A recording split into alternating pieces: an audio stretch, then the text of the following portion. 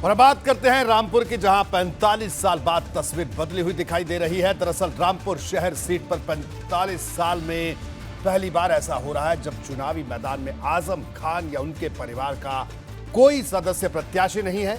हालांकि आजम खान की सियासी ताकत आज भी उतनी ही है जितनी पहले हुआ करती थी, क्योंकि आमतौर पर सपा के किसी प्रत्याशी की घोषणा लखनऊ से चिट्ठी जारी करके होती है, लेकिन रामपुर में सिर्फ आजम खान की मर्जी से यह घोषणा होती है। इसे आजम ने फिर साबित किया। उधर भाजपा लोकसभा के बाद विधानसभा उपचुनाव में भी आजम खान को झटका देने की तैयारी में है। भाजपा प्रत्याशी आकाश सक्सेना कल नामांकन दाखिल करेंगे। उससे पहले उन्होंने एसडीएम सदर को एक शिकायती चिट्ठी लिखी है जिसमें आजम खान के वोट देने के अधिकार को समाप्त करने की मांग की गई है, क्योंकि आजम खान सजायाफ्ता है। ये बात उन्होंने कही है और हो सकता है आजम खान का नाम बहुत जल्द मतदाता सूची से कट भी जाए।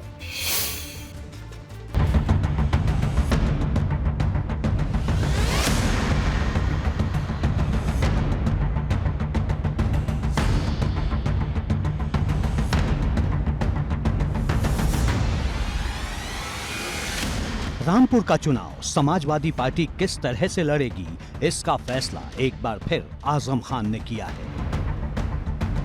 15 नवंबर की शाम रामपुर के सपा दफ्तर में मीटिंग हुई और तय हुआ कि आसिम राजा इस बार विधानसभा का उपचुनाव लड़ेंगे।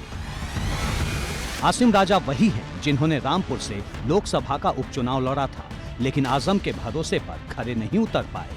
हालांकि आसिम राजा पर से आजम खान का भरोसा अभी टूटा नहीं है, बल्कि उन्होंने तो अपनी सियासी विरासत उनके कंधों पर सौंप दी है। आसिम राजा ने नामांकन पत्र खरीद लिया है और गुरुवार को नामांकन दाखिल करेंगे। ये आजम खान की परंपरागत रिवायती सीट है उनकी। लंबे अरसे से वो इसकी नुमाइंदगी कर रहे हैं, 10 बार चुने जा चुके हैं यहाँ से। यहाँ जो विकास का काम किया है आजम खान साहब ने, रामपुर को तरक्की की दौड़ में जिस तरह शामिल किया है, यहाँ की सड़कें, यहाँ की बिल्डिंग, यहाँ एजुकेशन का निज़ाम, पानी का निज़ाम, लोग देख रहे हैं। क्या आपको उम्मीद थी कि लोकसभा उपचुनाव के बाद अब विधानसभा का जो उपचुनाव हो रहा है इसमें पार्टी आपको प्रत्याशी बना देगी, आजम खान आपका नाम? लोकसभा के चुनाव के बाद तो ये भी उम्मीद नहीं थी कि कोई चुनाव होगा यहाँ। आसिम राजा शमसी पंजाबी बिरादरी से आते हैं। ऐसे में आजम को उनके अलावा दूसरा कोई प्रत्याशी नजर नहीं आया जो इस सीट पर समीकरण फिट कर पाए। इसके अलावा आसिम राजा आजम के सबसे भरोसेमंद भी माने जाते हैं, लेकिन इस बार चुनौती सीधे सीधे आजम की साख को बचाने की होगी, क्योंकि 5 महीने पहले ही उन्होंने एक मौका गंवा दिया था जब लोकसभा उपचुनाव में भाजपा के घनश्याम लोधी के हाथ में चुनाव हार गए थे। और रामपुर की स्थिति ऐसी रही है कि वहाँ का उपचुनाव में भी हिंदू मुस्लिम सब साथ आया था और इस बार भी हिंदू मुस्लिम मिलकर चुनाव लड़ेंगे और भारतीय जनता पार्टी के हाथों को मजबूत करेंगे।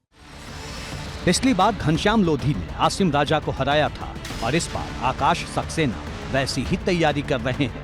आकाश सक्सेना भी गुरुवार को नामांकन दाखिल करेंगे। दावा है कि आजम का नाम इस चुनाव में काम नहीं आएगा। रामपुर में हम एक मिसाल को पैदा करेंगे। हिंदू मुस्लिम एकता के नारे के साथ यहाँ से चुनाव जीतकर देश में एक नई मिसाल पैदा करेंगे। देखिए, आजम चैप्टर अब क्लोज हो चुका है। रामपुर में अब सिर्फ विकास की बात होगी, विकास की बात होगी और सिर्फ विकास की बात होगी। आकाश सक्सेना ने आजम के खिलाफ लंबी कानूनी लड़ाई लड़ी। रामपुर में जब जब आजम की मुसीबत पर बात होती है तो आकाश का जिक्र जरूर होता है और भाजपा फिर एक बार आकाश के सहारे ही आजम के किले को भेदने की तैयारी कर रही है। एबीपी गंगा के लिए ब्यूरो रिपोर्ट।